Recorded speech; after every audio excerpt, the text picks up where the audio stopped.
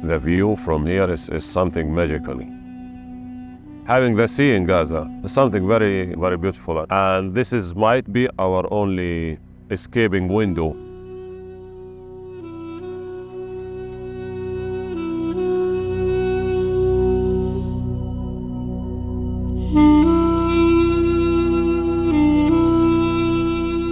Whenever you try to get exit of Gaza, you feel that you are living in a prison. And traveling for Gazans is a nightmare, you know? It's not like the other person in any way in the world. You go to the airport, you take the plane, and you fly whenever you want. Here in Gaza, it's a different story. It's totally different.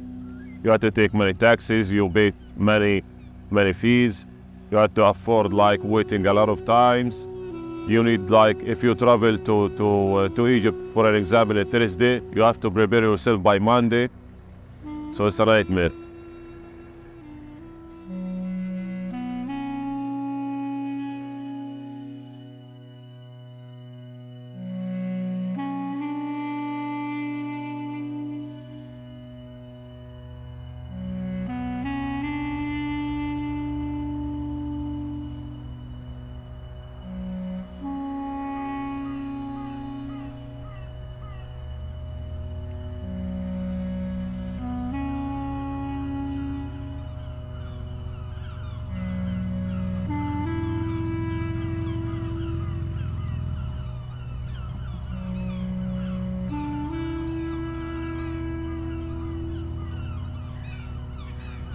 The fisherman is coming after they doing fishing. And actually they might be one of the poorest here in Gaza. They are suffering a lot from the operational costs for the boat, the fuel, the wages that they receive, it's quite bad. مكان البحر مسكر 6 ميل و3 ميل وصل. يعني بكيفهم بيعملوا حرب بسكروا البحر كصيادين، بيمنعوا كل الدنيا علينا. يعني البحر كصياد ايش يعني الصياد ايش بده يعمل له؟ بدي حوالي 300,000 واحد بياكلوا منه كساحل شاطئ غزة كله من رفح للحدود. عندك غزة 5000 صياد ولا 7000 صياد فيه. يعني مش صياد ولا 2 ولا 3 انت قاعد تمنع كذا عيلة. يعني نص غزة قاعد بتمنعها تاكل وتشرب. والله الوضع ما ساعة الكل بقى، مش على واحد. اللي مخلص جامعات واحنا كصيادين واللي شارقة وهيك، كان الوضع ما ساعة كلها. يعني وضع حرب ايش بده يبقى.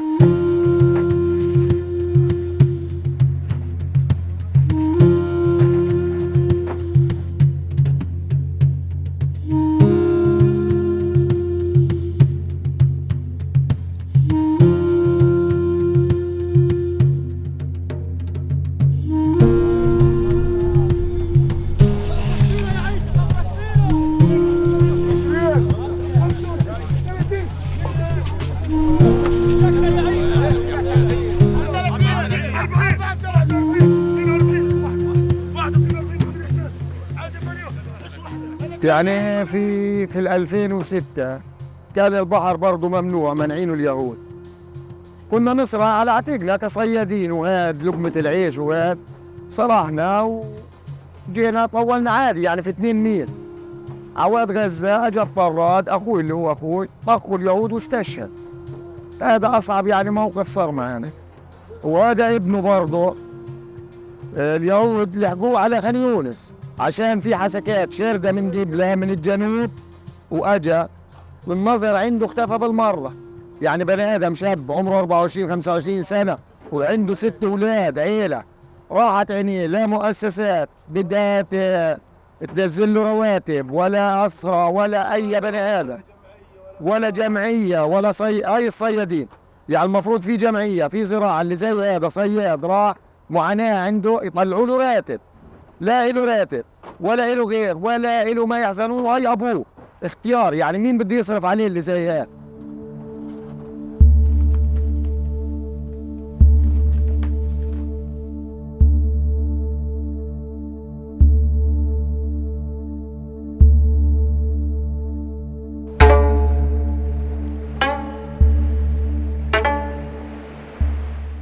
I'm originally from Algeria. I am married to a Palestinian guy. I came to Gaza in 1998. Each time I'm front of the sea, I would like to touch the water because this is the same water in the same Mediterranean area, so maybe it comes from my country. In Gaza we have this sensation of a big prison. We know that more than what you are able to see is not allowed for us to think about it even يعني.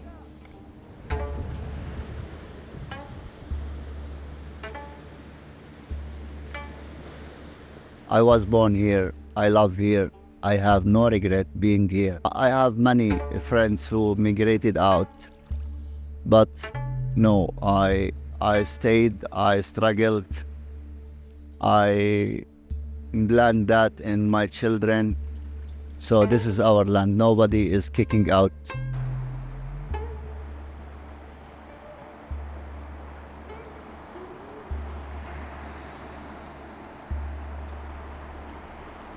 Many escalations happened in Gaza. Many people died and have been killed, and thousands of internally displaced. Like, it was really catastrophic.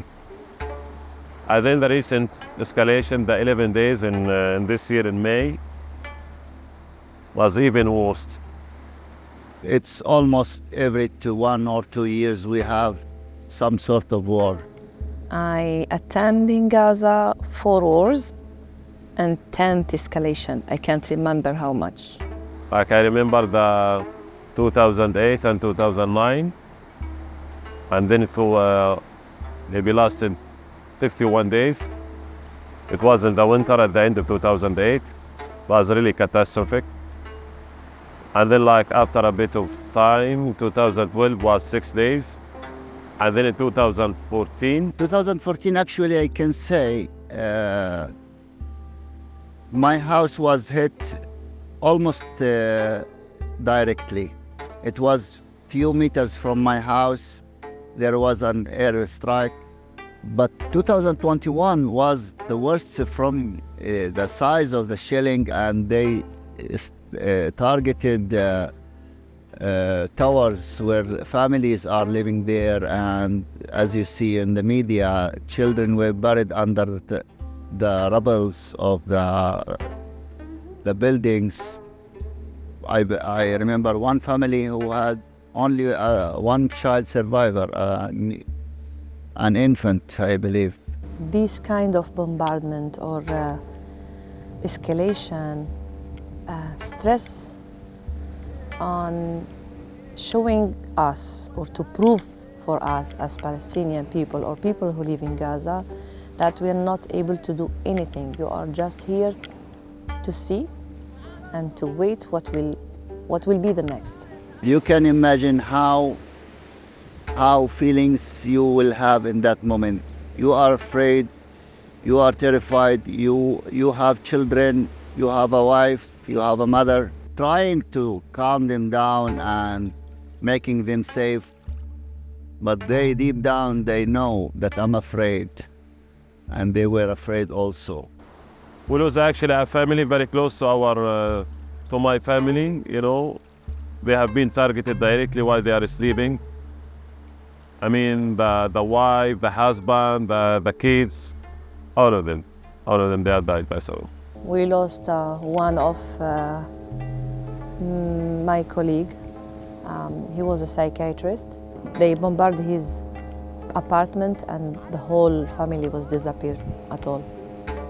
A cousin, he was looking from his window, and when this tank shell or cannon shell hit his house, and we found him totally burned.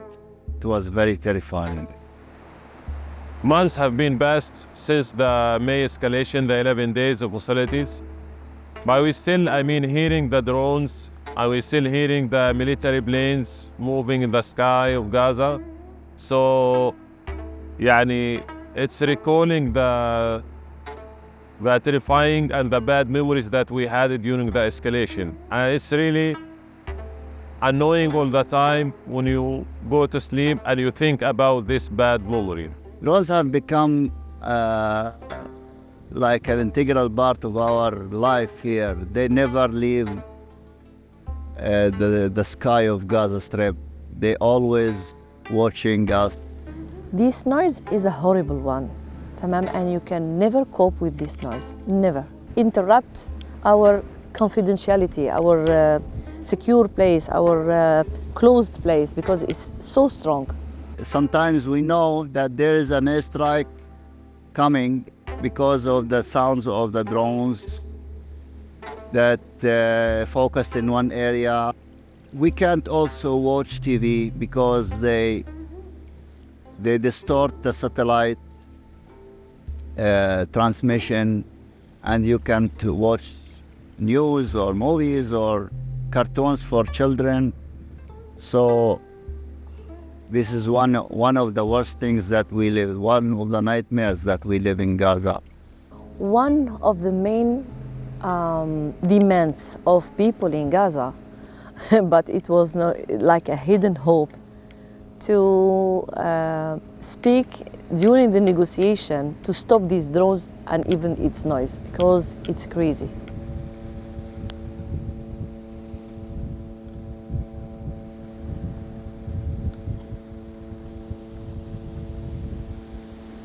I wasn't able to leave Gaza for 14 consecutive years. I wasn't able to see my family, my friends. My husband tried to help me on this issue, and he tried a lot of time to convince me to bring my parents through the channel. I was afraid. I didn't bear the idea. And even for my parents, I didn't tell him that there is an opportunity to enter through channels. And my husband did his best, and he went to Egypt. He received them in the airport, and then they came through the gate, the official gate. They didn't allow them to enter to Gaza because they are foreigners, they are from Algeria. And at that time, my husband told him that we don't have any other opportunity. I don't know what happened exactly, but they were happy because they are far away from their daughter that they didn't see her for 40 years, just meters. And they entered through this tunnel. And finally, I received them in my house. And since that time, I didn't see my father again.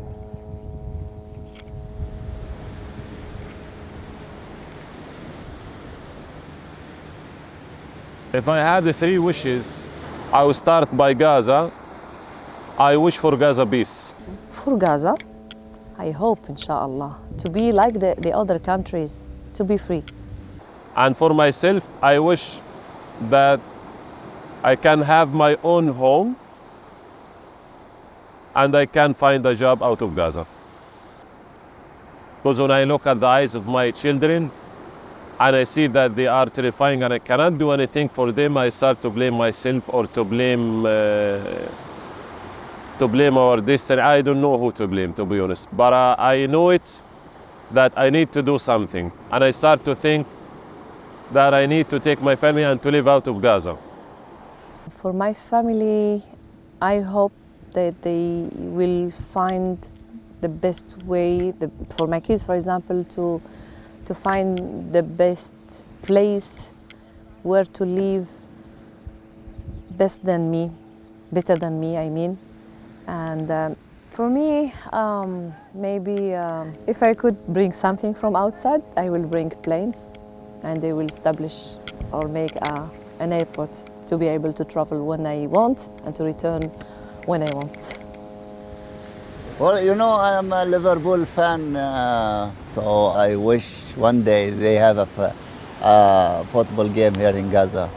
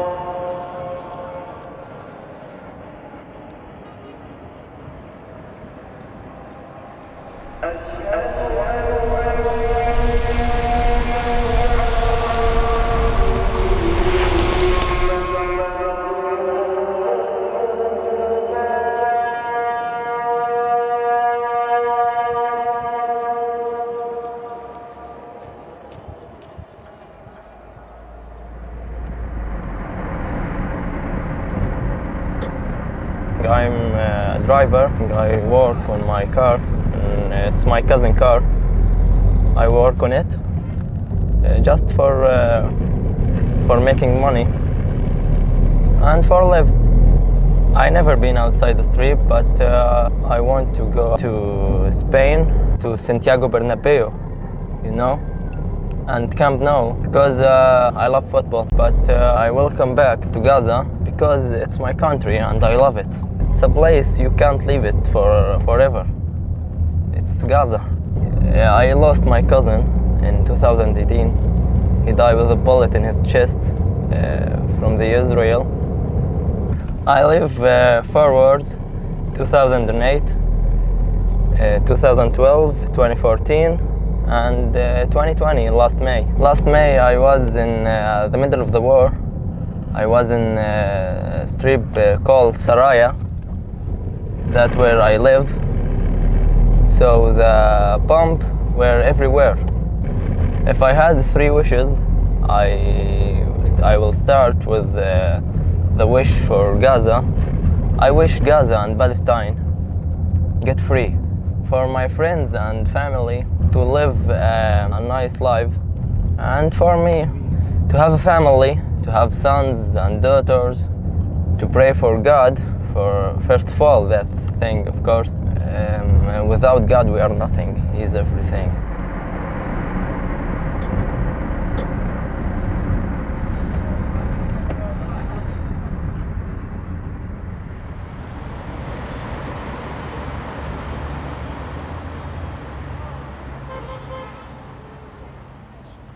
So, welcome. The electricity is off today. You can here notice this is a water tank that we fill every couple of days for drinking water, because the water in Gaza is not suitable for human consumption, let's say, or animal consumption for that matter. Unfortunately, the electricity is off. We have a schedule. And during the best days, it would be 8 hours off and 8 hours on. Now it's off. So we have to connect with like private electricity generators, and the price is more than 7 times. So, welcome. So we have all people in Gaza are accustomed to using the flashlight and their phones. We're coming, so you can hear the noise of the generator. Can be really problematic, especially at night. So my house is connected to electricity, but the staircase is not. Welcome. So we met first in Gaza, and she used to hate me. Yeah. For some reasons, logic reasons, to be honest. Well, Yeah. some different points of view. And then we both got scholarship, the Chevening Scholarship, funded by the UK government. I studied at the University of Glasgow in Scotland. It was one of the best experiences I ever had, because first I had sort of a culture shock. It is mind-blowing to me that I can just scan the ticket and hop on the train, go to another city. I was waiting for a police just to ask me, who are you, what are you doing? I was so accustomed to the checkpoints, like being checked and stopped at every checkpoint. But that was mind-blowing to me, and when I was in the train, every staff member coming and going, I was just ready to get my passport out and show them. But then Yeah. that was crazy. In Glasgow, I aim to participate at every event that I can get. Me and 3 of my colleagues there, friends, we had a WhatsApp group, and we called it Culture Vultures. So we would pick at every event that we can go to. When they knew that I did not attend any movie at a cinema before, I remember Eliana's reaction. She was like, she stopped in the middle of the street. She said, "Ahab, are you talking for real?" I was like, "Yeah." And she said, "We knew you for now 2 months now. Why haven't you said this before?" I said, "Okay, now we're going." So to me, it was a whole experience, and I did not want to drink any Coke before that, because I did not want to go to the toilet in the middle of the movie. So I wanted to get the whole experience. Mine was, he invited me to the cinema. I didn't know that we were going there. We went to the place where there's the screen, the seatings and everything, and I was like, oh, this is cinema. When we finished, I went immediately and have the popcorn and Coke, and then we went out. I was extremely happy and sad, so it was mixed feelings. We had them. It was raining. Oh yeah. Yeah, I removed my shoes. I had to take them off as well. Yeah. So we were walking by the riverside. It was raining. It was really amazing. cold, but a day to remember. Yeah. With the clinical work in the UK, I feel that I can develop myself there, but I'm not really doing much impact. Not in the UK, because there are several doctors there, thousands of doctors there, and really not doing any impact back in Gaza. So I took the decision to go back to Gaza. Gaza is this, let's say, an open space prison, the largest open space prison. The economic situation is so wretched and destroyed, and it's down the bottom. The security situation here is very fragile. There could be at any time bombardments, escalations and aggression. People are, let's say, you can lose anyone anytime. In May, we were not yet married. Everything was postponed because of the aggression. And there was that day, it was Wednesday at 6 a.m. And I usually don't sleep at night because we can't sleep at night. Usually the bombardments would be more aggressive at night, so people wouldn't sleep at that time. I remember I was sitting in my room with my family after getting back from the kitchen because the sun started to rise, which means that they might stop for a little while and then we can have a little bit of sleep. So everyone went to like our beds and I just had my blanket on. Then there was like a hell just opened around us. For about 30 minutes, there was a continuous bombardment of the whole area around us. We could hear it like approaching us. I filmed it. I didn't know if I or my family would survive, but I hope that we will, and if we didn't, then the mobile might survive, so the images would be filmed. And this is from my window. I'm seeing it's approaching.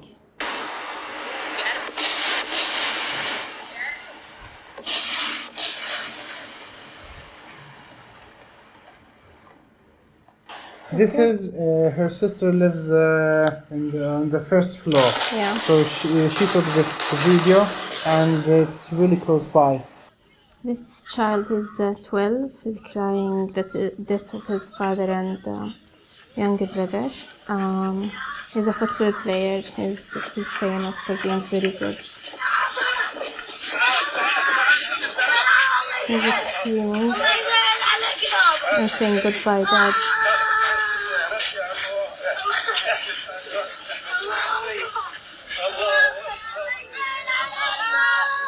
11th of May. 11th of May. Yeah, this was one of the first incidents.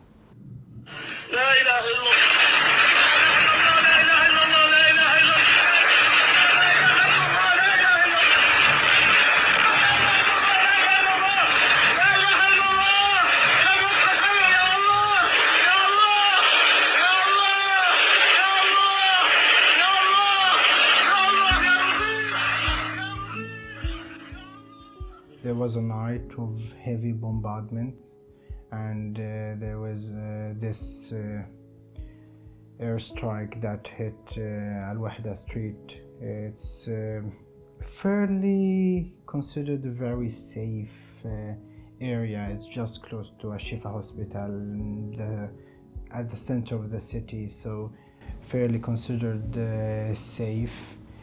I remember the news of like multiple families being wiped completely, like more than 60. We got the news that one of the casualties is Dr. Ayman Abu Auf. He was one of my teachers during medical school. He taught me and my sisters in medical school. He was a pulmonologist, and he was the head of the COVID, let's say, the COVID task force. It was shocking to everyone I knew because he's a doctor. He basically helps. I don't know.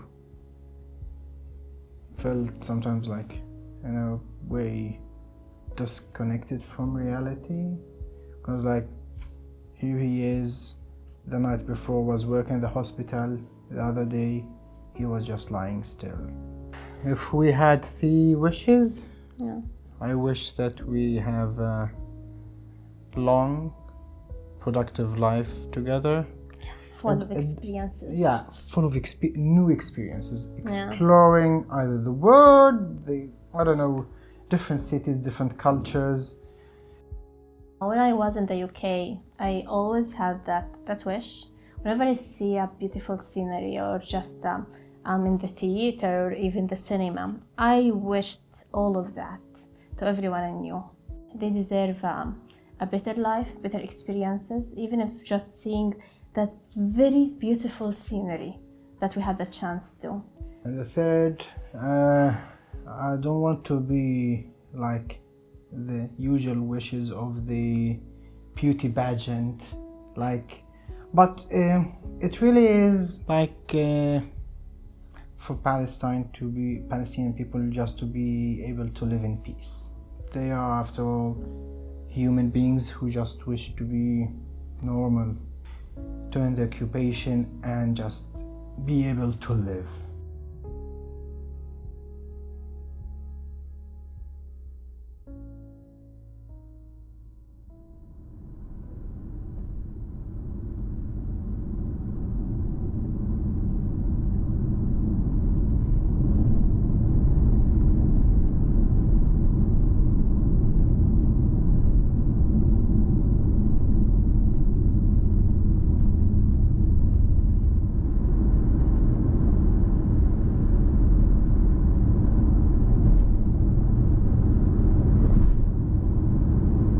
This road is called the Salah ad-Din.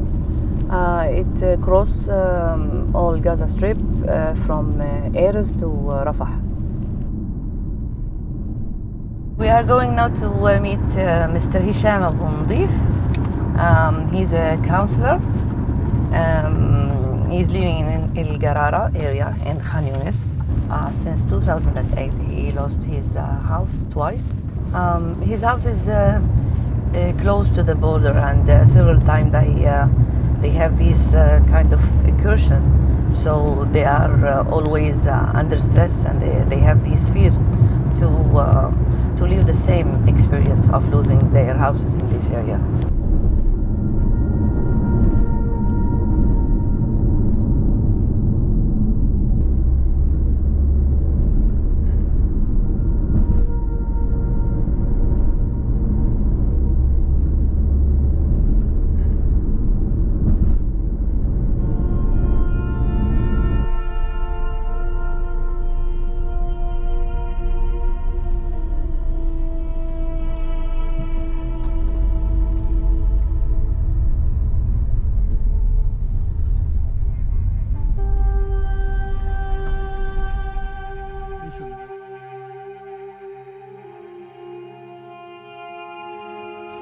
الحديد تبع كنت عامل معرش انا بس ما جهزتوش هان. شايفه كيف الضرب. هذا المعرش اللي كنت بقفل زي نظافه بقبل فيه الناس وحاجه زي هيك. انت فاهم علي؟ لا هذا كان عندي فزبه كان لها وجه. موتوسيكل كان عندي هذا كان متكسر. الموتوسيكل كان بعضهم كله راح انحرق كله. هذا بقايا الدار الاولانيه اللي انهدت، وانا كنت منظف يعني جايب كباش وجايب. طبعا في الحرب الاخيره اللي قبل 5 شهور هيهم شايفه وين هي شايفه الضربه وين هي يعني كويس انها مبينه. هذا اللي كلامك خيرتها كمان بدلتها وحطيته جديده. ولادي كانوا بيلعبوا برا الاثنين، ويوميتها من الله هيك قلت لهم خشوا جوا، بس دخلوا جوا صارت الضربه. وين كمان عندي مش عارف وين في الغرفه. في غرفه تعال اورجيك هان في غرفه النوم، لان الضربه كانت هان قريبه من المكان هذا كان. هاي شايفه هاي شايفه هذا كله زي هيك. هاي مضروبه من فوق كمان. وين عندي هاي شايف الحيط فوق طلع فوق يعني ممكن يوقع كان الحيط هذا. هاي شايف الحيط شايفه هيك. هذا الضربه لانها اجت هان على الشقه هذه، فهذا اللي اتضرر بس الشغلات الصغيره هذه.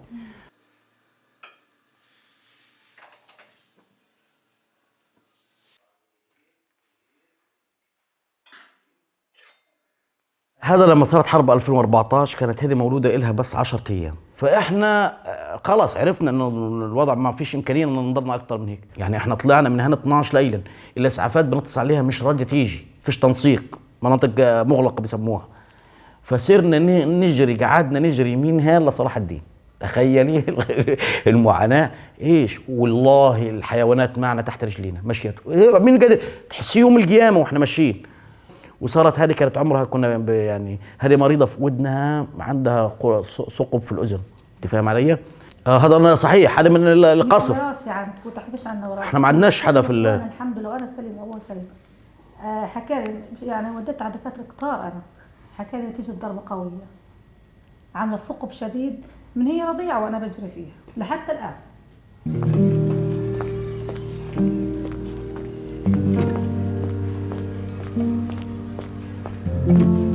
بشتغل مرشد تربوي في المدارس.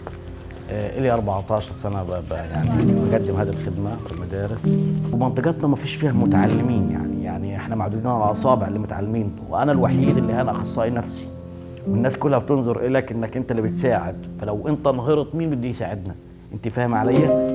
والله اسمع، احنا مسلمين، يعني أنا شخص ملتزم شوية، عندي قناعة إنه كل مر سيمر.